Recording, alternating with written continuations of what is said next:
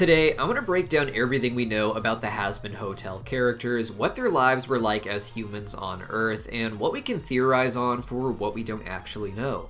My name is Deepcut, demons call me Impcut. If you haven't seen it yet, go check out that video where I'm hanging from a cliff, and that other video where I'm ranking Hazbin Hotel music over on our side channel, Random Universe. Link in the pinned comment down below. Now today, we'll be talking about what we know about the characters' human lives, with a lot of this information being hinted at in early live streams back before the pilot itself even aired in 2019.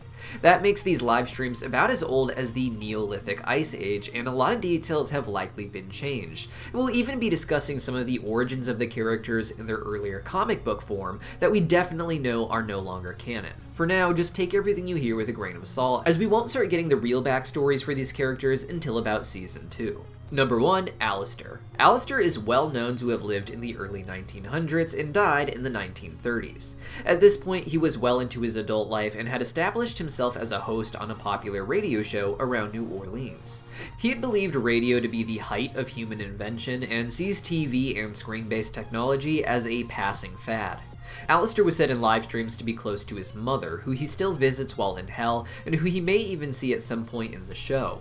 Alistair's positive relationship with his mother led him to have a positive view of women overall, but the same cannot be said for his views on men.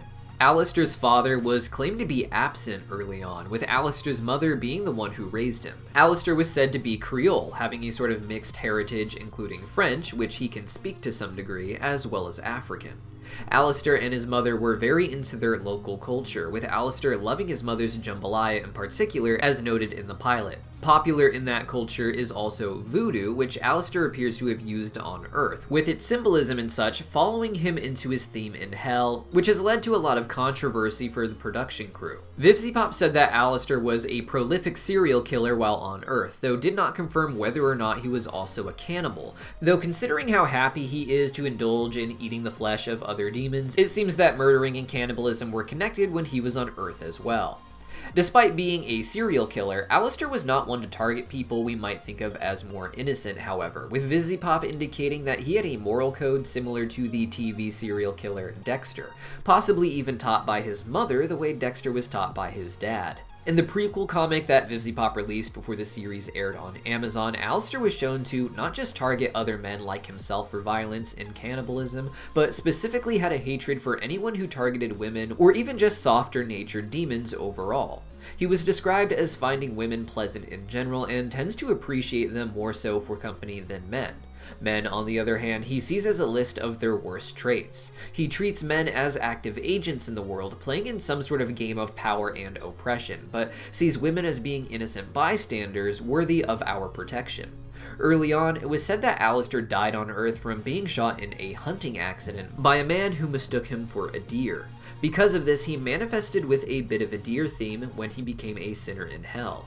It's been theorized for a long time now that Alistair was in the woods on that day doing something related to murder or cannibalism, perhaps trying to dispose of the leftover parts of the body that he can't eat or what have you, having his death linked rather ironically to his sins. He was shot by a man who was looking to eat some deer, and thus he becomes a deer, an animal to be hunted, but he himself spent his life as the hunter, perhaps even feasting on the humans around him. Number 2. Angel Dust. Angel was known as Anthony on Earth, as we can see from his contract with Valentino, and was said to live with his Italian mafia family in New York.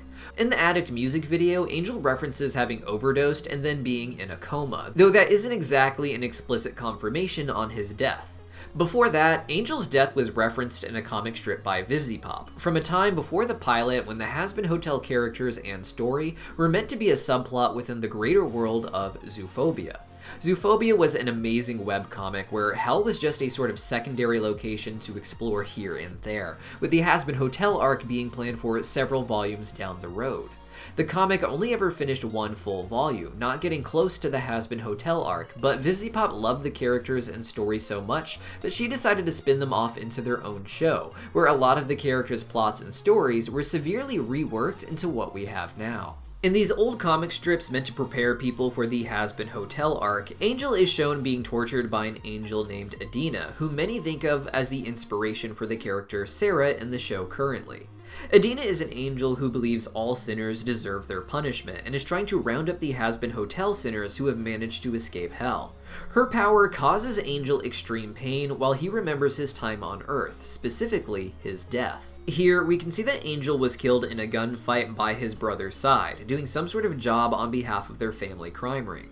Around the time of the pilot, VivziePop had said that Angel's family will be in the show, and there was even a fun animatic of Angel doing stand-up comedy that featured his father and brother in the audience. Angel was said to die a decade or so after Alistair in the swing of the 1940s, a particularly fun era for Italian gangsters. While alive, Angel was said to have to hide his sexuality, but did not maintain that in hell.